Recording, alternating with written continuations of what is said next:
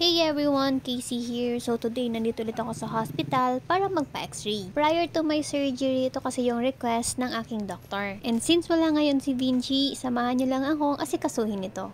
Actually, bukas pa dapat ako magpapa-x-ray, kaya lang, advice sa akin ni Paps Panda, ngayon ko na daw asikasuhin kasi next week, mayroon naman pong holiday dito sa Albay. Yes po, it's all a day, kaya walang pasok ng Monday. At ang result ng x-ray ay inabot ng 2 to 3 days. Hindi kasama ang weekend and holiday. Good thing last time is naasikaso ko na to, napagawan ko na siya ng charge slip. Kaya ngayon, rumekta na ako dito sa x-ray department. Kung ngayon ko to inasikaso, ay nako, sobrang dami na namang lakad-lakad ang ginagawa ko. So after that, hinintay ko lang na tawagin ang pangalan ko since merong mga tao na una pa sa akin dumating dito. And at last, after a few minutes, natawag na din ako. Pasensya na nga pala kung di ako nakapag-video sa loob ng x-ray room kasi baka bawal and part din siya ng hospital policy. So after ako ma-x-ray, eto binigay na sa akin yung claiming stub, kaya by next week, makukuha ko na din yung result. After dito, dumiretso naman ako dito sa laboratory kung saan itatanong ko lang naman yung about sa aking CBC. Meron din kasing request yung surgeon ng complete blood count with blood typing and ProTime or prothrombin time. Tatanong ko lang po itong dalawa na yan kung ilang days po ang result nila. Sa BCC ka, ma'am? Kung bukas kayo, ma'am, 12 noon, may result na. Dito po, 4 PM ang result. Tinatansya ko kasi yung araw kung kailan ako magpapagawa nito. Pero since within the day naman daw is meron ng result, I've decided na next week ko na lang ito gawin. Since 5 days kasi ang validity ng ganitong test. So after dito, dumiretso na ako sa BCC or Bicol Cancer Center, which is nasa kabilang building lang din naman. Meron kasi sa akin resetang vitamins yung doktor. So i-check ko dito sa pharmacy kung available ito. But unfortunately, hindi daw available yung ganitong vitamins. Yung meron lang daw sila is multivitamins. Eh yung nireseta sa akin ng doktor is multivitamins plus zinc. Kaya no choice tayo kundi sa labas talaga ito bibilhin. At dahil bigo tayo sa part na to, I've decided na umuwi na lang. At doon na lang sa ginubatan bumili since sobrang init ngayon at di ako nakapagdala ng payong. Hey everyone, Casey here. So today, pupunta ulit ako ng hospital para kunin na nga yung result ng x-ray. Ngayon ko na din ipapagawa yung CBC with blood typing and ProTime. ProTime? Yeah, it's ProTime. So tara, samahan niyo ulit ako. Kasi mag-isa na naman ako ngayon. Wala si Downshift Vinci. Pauwi pa lang siya dito. Natid na nga pala ako ng aking kapatid sa school ni mother kasi bibig ko tong ulam. And please don't mind my helmet. Sa pamangkin ko yan.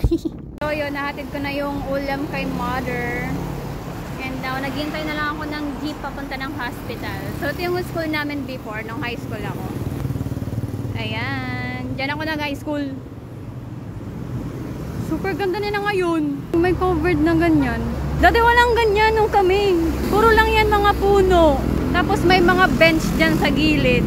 So kapag may vacant kami, dyan natambay kami. Ba't kaya ganun? Kapag wala na tayo, gumaganda school natin. Charis. Tata, may jeep na? Let's go.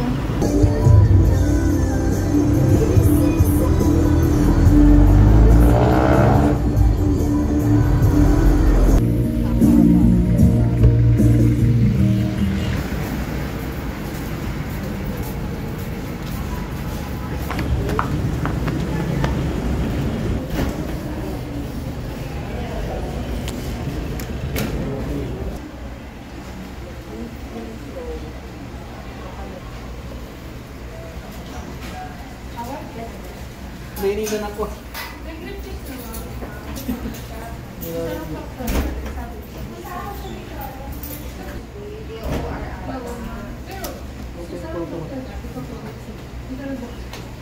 So, hindi pala masakit. Okay lang pala yung sakit. Unlike sa iba.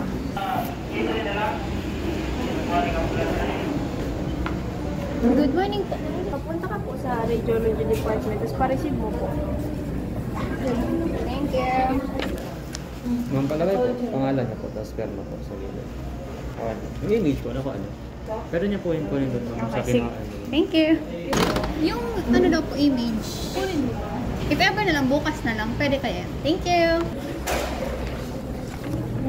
Ay, ate. Hi, gano'n ka din yan. Ano po, ano? Nagpa-chemo, man. May cancer. Saan? Sa lipunan. Charis. So, yun guys, nakuha ko na yung aking result ng x-ray.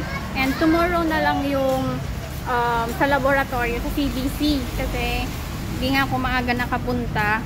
Makukuha yung result nun is mamaya pang 4 PM. Di bale, bukas naman babalik kami dito. Yun, kukunin na lang namin. So, ayun, pauwi na ako. And good luck na lang sa akin bukas.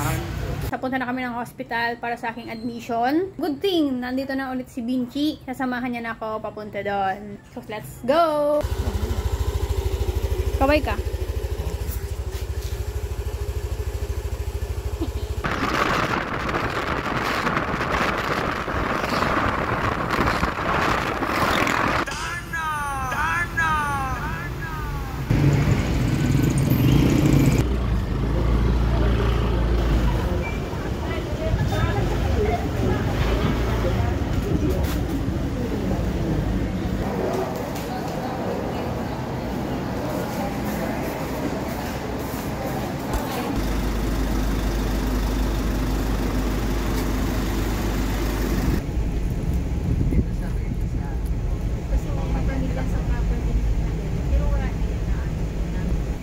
So, nandito na kami guys sa loob ng ward. Wala kasing walang bakante sa sa Filmix. So, kasama ko si Vinci. Yeah. Yung father ko, kasama ko kanina. Kaso lang, syempre, meron din siyang school. After niya mapirmahan ng mga documents, pumunta na siya ng school. Kaya nandito na kami dalawa na ni Vinci. Waiting din ako sa tita niya para samahan ako later. Kasi mamaya, uwi din siya. Ayan. So, we'll update na lang kung ano mga susunod na kaganapan. Wala kasi akong idea kung ano talagang mangyayari dito. Basta alam ko, operahan ako. Saan po yung gawain na dito po? Nag-ano po pa kayo? Fasting po kayo? Nag-fasting po kayo? Anong oras po yung last nakain? Alas 7. Alas 7. After po kayo ito, may nisnack pa po or yun yun? Wala naman. I'm okay. I'm fine. Quinchana.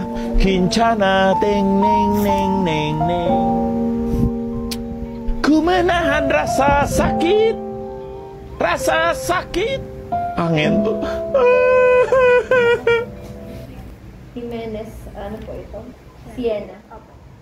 Ano po yung second name? Casey. Okay po. So, ayun na nga guys. Kinuha na ako ng dugo for CBC. Pagising ko lang that time. As in, tulog na tulog pa ako. Tapos, may nagra-rounds na pala. And good thing, hindi masakit. Magaling si ate. Hindi masakit yung pagka-inject sa akin ng 5cc. Anyway, sandito na pala si Vinci. Yan. Hi. All the way from Ginobata. Nangyari kasi kapag gabi, siya ang umuwi doon sa bahay. Or doon siya natutulog. Si tita naman, dito nagbabantay sa akin. Pero kapag morning, si Vinci naman yun nandito. And then tita niya is nandun sa bahay. So, ngayon, mag-breakfast na muna kami. Dumating na din yung aking breakfast.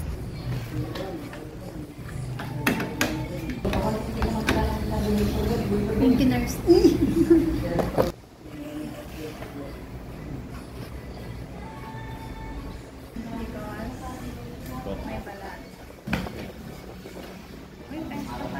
So, ito yung breakfast natin ngayon dito. Yan, meron siyang pasta, coffee, egg. Siyempre si Vinci, yung kanyang favorite, ang crispy cake. Dala niya pa. Yan, may tinapay. Kasi makain ko lang itong pasta and I think itong hot ay itlog. So, kain. Ay, tuna pasta pala to. Tuna pasta. Ma'am, makuha po akong blood para po sa blood transfusion. Kasi dito.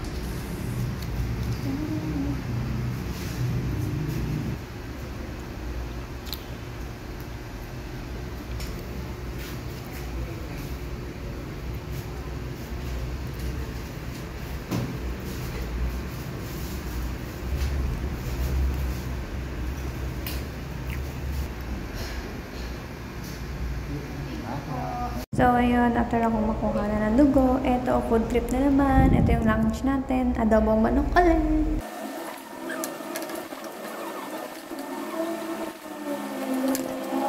After ilang hours, kinuhanan ulit ako ng dugo para sa blood transfusion.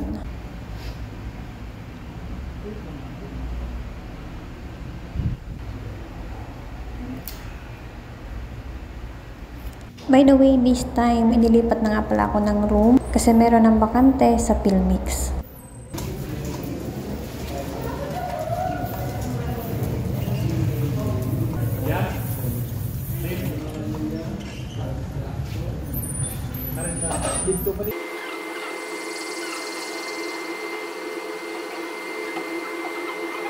Ano pa po nalaman yung sakit ninyo Actually, yung nakapako po siya last year pa. last year? Opo, ng May. Kaso, nagpa-check up lang po October. October na nagpa-check up. Yung chemo po, kailan nagsimula? February 6 February. po. Kailan nag-end? Nung July 23. Noong July 23. May mga ginagawa po ng mga work sa inyo pagkatapos ng chemo? Mga 2D echo, mga ganun. Wala mang ginagawa. Ang pinagawa sa akin, CT scan with contrast, ultrasound, Ano pa po? and CBC with blood typing, tapos profile lang. Yan Sige, lang. yan lang yung pinagawa. Okay. So, sikapin po natin na makaligo ngayong gabi. Mas maganda Kakaligo ko na... lang din. Okay, so yun. Very good. Tapos, bali, pabibihisin po kayo ng nurse bago kayo i-active. Kasi first case na po bukas ng umaga. So, bibigyan ka po niya ng OR gown. At saka dapat po, naka-diaper tayo. Yung salamin mo, Tanggalin ko. Iwan ko tanggalin. na. Bawal ang cutics. Kahit colorless. Hindi po, Wala. sa kuko po talaga. Oo. Gumanyan yung kuko ng nagkikimo po. Cutics, kahit colorless, bawal. Kasi yung gentleman, ganyan din yung Yeah, parang French tip daw ako sabi yun dun sa DCC. So, ayun guys. Sorry kung ganito pala yung setup ko ngayon. Kasi, technically 9 PM na or 9:30 na, and yung mga kasama ko dito syempre nagpapahinga na din. Ako kailangan ko na din magpahinga kasi bukas maaga yung surgery ko. Ako yung first na operahan, kaya kailangan ko matulog ng maaga. Kanina yan, in-instructional lang ako ng mga dapat kong gawin before ng surgery. Hindi na ako pwede kumain after ng 12 midnight or 11 PM. Ayan, dapat na akong inumin, na akong kakainin. And then, yung mga OR setup, yan lang naman. Good luck sa akin bukas. And I'm praying na maging successful yung surgery ko. Good night, everyone. See you tomorrow. At eto na nga yung araw na kung saan ay dadalhin na ako sa operating room. Honestly, hindi ako nakaka-feel ng kaba or anything. Kasi minsan din ako nakapag-duty sa OR. So technically, alam ko na yung OR setup. Mas nagigibabaw sa akin yung feeling ng excitement. Kasi first time ko na ako yung hihiga naman sa OR bed. And also, kung totoo ba yung kinikwento ni Vinci noon, na ilang segundo lang daw ay nakatulog na siya. And speaking of Vinci, dahil sa kinakabahan siya, naisipan na lang niya maglakad-lakad dito sa hospital. Hanggang sa nakaabot siya dito sa rooftop kung saan ako naka-admit. Kayo ba? Ganyan din ba kayo kapag kinakabahan kung saan-saan napupunta?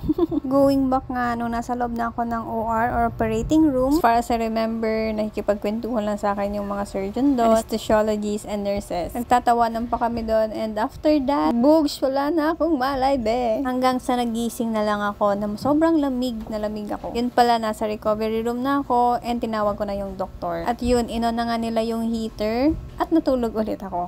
Ginawang hotel yung recovery room. And up to that time, hindi ko alam kung anong oras na. Hanggang sa nilabas na ako sa recovery room, papunta sa aking kwarto. Pagtingin ko ng paligid, padilim na. Yun pala, mag-aalas 5 na. Grabe, sobrang tagal na pala. Akala ko seconds lang. And if itatanong nyo kung may sakit ba ako nararamdaman, wala po. Kundi manhid lang dun sa area kung saan ako inoperahan. Kaya nakikita nyo ngayon, nakasling ako. Kasi pati yung mga lymph nodes ko is tinanggal din. At hindi pwedeng magalaw yung side na yan. Kasi nandyan yung sugat, baka daw bumuka yung tahi kapag nagalaw-galaw. After 3 days ng observation sa akin, okay naman yung mga laboratories ko. Hindi naman ako nilagnat or anything. Ayan, na-discharge na din ako. Kaya sa mga nag-aalala kung naging successful ba yung aking operation, yes naman po, super successful po yung naging operation sa akin. Dahil po yan sa inyong mga prayers, ginabayan po tayo ni Lord. And of course, sa surgeon na nag-handle ng aking case, anesthesiologists, and nurses. nurses. Thank you so much po sa aking family, sa parents ko na nagbantay, kay Ate Jean sa pagsundo sa amin, kay Vinci, and of course kay Tita Mila. Silang dalawa nagpapalit-palit na bantayan ako sa aking pagpapagaling.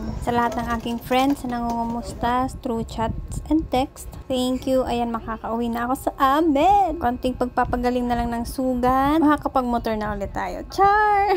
So after this, by next week, pabalik ako sa hospital for follow-up check-up. At doon, titignan natin kung ano ang mga i-recommend or kung saan na ulit tayo i-refer ng ating doktor. Malayo pa man tayo sa healing, but at least malayo na tayo at patuloy pa rin tayong lalaban para malagpasan itong pagsubok natin sa buhay. I guess, hanggang dito na lang muna ang aking video. Salamat sa inyong lahat.